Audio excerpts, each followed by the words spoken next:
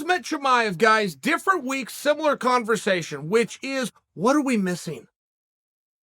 What are we missing here? The entire marketing of Khamzat Chimaev, what I believe to be the greatest experiment ever, happened on accident, which was just a quick turnaround. It was 2 different weight classes, 2 fights in 8 days is what kicked this whole thing off. Bounces up a weight, comes right back down, wants to get right back in there, and was doing it, was scheduled to do it. If you guys will remember back, he ends up getting hit with COVID, but he was scheduled to take on Leon, which is going to be a ranking match. Leon was ranked number 3 at the time. It's going to be a main event, so that put him in a 5-round contest. I mean, the market and the plan stayed intact until all of a sudden one day, it's gone. Now, Chimaev, in all fairness, outgrew the marketing. He didn't need that anymore. That's what he was running off of, and it was a quick run. He doesn't need that now. He's the sensation. But what are we missing? Because while I tell you the question of remains, the narrative has changed. The narrative 2 weeks ago, 3 weeks ago, and 5 weeks ago was nobody will fight him at 170 pounds. That's not true now. That is not true. Jeff Neal has offered his services. Belal Muhammad has not only offered his services, he doubled down with a surprise performance. I mean, the way he performed against Wonderboy, the victory, those guys could beat each other. The way that Belal performed and used that platform to do one thing only, which was to get in the wheelhouse of Khamzat Chimaev. You just can't say it anymore. And of course, we've got Neil Magny. This is just off the top of my head. Colby Covington didn't flinch when they asked him about Khamzat Chimaev. So the narrative has changed. That's all I suggest for you. We're still stuck with what the hell are we missing? You guys want to hear something interesting? Sean Strickland. You guys know what a believer I am in crazy Sean Strickland, right? Sean Strickland did an interview. And it was at his gym. Practice had just finished. He's sweating. His shirt's off. You got the mats and the workout equipment in the background. And he talked about training with Khamzat. And Sean was just very open and candid, which is the only way Sean Strickland knows how to speak. Sean Strickland can't tell a lie, even when he should. He's just a truthful guy. Something really endearing and likable about crazy Sean Strickland. But he said, look, I'm friends with Neil Magny and I've trained with him. I think he said he trained with Belal Muhammad, and then he talked about sparring with Khamzat. So when Khamzat and I spar, we don't spar, we fight. And we fight for the world championship. Now, I knew this. I knew this because I have people that have watched those two spar. But I can't talk to you guys about that. What happens in the practice room stays in the practice room. That's a true story. And if you're the one to break the code, or you think I got a story so big, you're no longer in the club. You will not be welcome in training sessions. Really, this is something we take very serious. What you see in practice stays there for life. For life. But when one of the guys brings it out, it becomes fair game. And it does make me think, such great memories when I was at Team Quest. You guys remember the legendary Team Quest? I had such great memories, but I also come to you with one regret. And the world was a different time back then. Team Quest, we started in 2000, and we started as a wrestling gym, by the way. By 2001, when the Olympic cycle is over, we're now doing MMA, but we're not advertising. We don't have coaches and set structure. We got some tough guys, one mat, and we agree to come in every single day at 3 o'clock. As simple as that formula is, we win and won world championships with it. So now 2004 and 2006 are rolling around. We're winning more world championships with it. And my one big regret on Team Quest, it just had to do with what Sean was talking about. Him, Sean, and Khamzat Chimaev. Could I get you to stop what you're doing and watch those two spar? If I had that video and I told you I was going to post it and I clickbaited you, wouldn't you stop what you're doing? That's the very first Chael video you would have clicked on. Could we agree on that? That would be interesting. Wow, how did that go? Did it start on their feet? Did it stay on his feet? Could Khamzat take him down as easy as he takes everybody else down? If he couldn't, can Khamzat kickbox with the great Sean Strickland? It's really compelling. I will tell you, I have seen matches. And when I tell you the world was a different time, what I'm talking about is cameras. Now we've all got a camera. I'm looking at one right now, and I can put my hand down here, pull up my iPhone, and I got another great camera. Everybody's got a camera. But back then, it wasn't the case. And what I have one big regret about Team Quest is that I didn't document any of this stuff. And I really wish I would have. Randy Couture was the heavyweight champion of the world. But so was Rico Rodriguez, and Rico came through the gym, and so was Josh Barnett, and Josh came through the gym. So was Tim Sylvia, and Tim Sylvia came through the gym. Don Fry was a big star, not only within the UFC, but in Pride, and John came through the gym. So I've watched all these guys go. pay-per-views that you'd want to see, main eventers. I saw them with my own eyes. Evan Tanner was here. Get a load of this, guys. Evan Tanner, rest his soul, was the middleweight champion of the world. He was the UFC champion. He had the belt, but Matt Lindland was ranked number 1. They were workout partners. Every single day they trained. Meanwhile, Dan Henderson was the Pride champion, also in the room. The official number 1 contender was Nate Quarry, also in the room.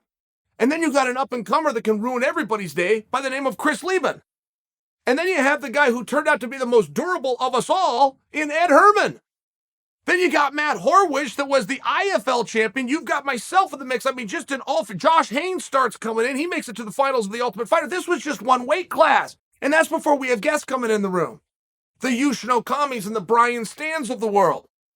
So when I tell you the matches that I have seen, who would have won between Evan Tanner and Matt Lindland? I can tell you who could win between Dan Henderson, the Pride champion at the time, versus Evan Tanner. I saw all these things. And we all took it for granted. None of us thought anybody was a cool guy or a famous guy or a popular guy or was going to go on to have a good life. Nah, we were just working out at 3 o'clock. We didn't know any other game to play. We had our goals and we had our dreams, but not like they are now because the sport isn't like it is now. We were trying to stay fit. We're saying hello to each other. We liked one another. It was kind of our social event of the day. I only bring that to you because we took it so much for granted, and now these other stories are coming out. Sean Strickland versus Chimaev is today's topic. But that's fascinating stuff, and I love that Sean Strickland spoke about it. Sean didn't break any rules. He didn't say who won, who did better. He just talked about the intensity and the mindset. Sean was well within his limits to do that. But it does make me think. It made me reminisce. It made me go back to different times. Jeff Munson was the Abu Dhabi champion. Dennis Hallman's training for world championships. I mean, the guys and the people that we had come through Team Quest, the stories that I know, that I've never spoke to you guys about, and I can't. The things that I witnessed that were never documented by me or anybody else, they're gone. They're gone forever. I'll give you guys one. Here's another one that's fair game because Tim Sylvia is a principal in it, and Tim spoke about it. Tim Sylvia came out to town. He was the heavyweight champion of the world. He was training with Randy. And Randy was retired. But Randy was in great shape, and he was doing it. It wasn't called a triathlon. It was called something else, the Fiji Challenge, or some kind of a challenge, but it was taking place in Fiji. Whatever it was, Randy was still in really great shape. Not to mention he owned the gym. He was managing and coaching. He was in there every day. So a number of guys wanted to come out to train with Randy, and Tim was one of these guys. So when Randy decides to come out of retirement, his very first fight back is Tim Sylvia, who Randy was mentoring, he was coaching, he was working with. Tim was living at Randy's house, all these different things. It was a little bit awkward, but Tim had to speak on this. He had to. Hey, you guys have trained together. What happened there? Tim had to speak on it. He had no choice. And Tim said, you want to know what happened? Randy got the best of me, but I let him. I respected him. I was staying at his house. I was in his gym with his people. I let him. And you know what? Tim told the truth. I watched those workouts. 100% Randy did edge him. Every go, every time. And 100% Tim let him. That is true. Which is what made the fight so goddamn compelling. I watched those two. I looked up, true story, I looked up the nearest hospital before the fight so that I could send Randy flowers. Because Tim was telling the truth. He went light on him. What we found out in that contest is the Natch was doing a little gamesmanship too. The Natch wasn't going to his full ability. So you have some of this. I have no point to this, guys. I'm just sharing something with you. Sean Strickland broke out a training room story with Khamzat Chimaev. I thought it was awesome. I love those looks inside. And we ought to be able to talk about them in all fairness. There ought to be a moratorium on them, if nothing else. Some of the matches that I'm telling you, Dan Henderson versus Matt Lindland, Chris Lieben versus Evan Tanner, this was 20 years ago. There should be a moratorium. There's just not. I don't make the rules. I just have to follow. I think we need to change the code up a little bit. And the one and only reason that that exists is because people aren't at their best in practice. They're not fighting in practice. They're not performing and they're not competing. They're practicing.